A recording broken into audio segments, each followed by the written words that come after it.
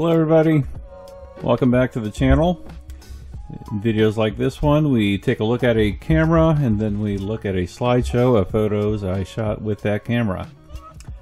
Today's camera is a rangefinder 35mm Pentax Zoom 60.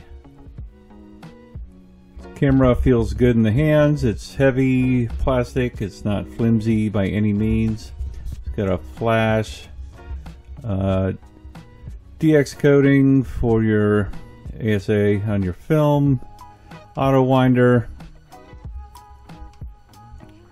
The lens has some zoom capabilities. I'm going to once again be using this Kodak Ultramax film. Been having good results with this, so I'm going to continue along with it.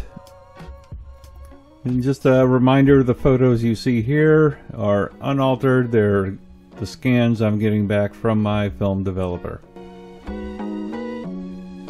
Enjoy the show.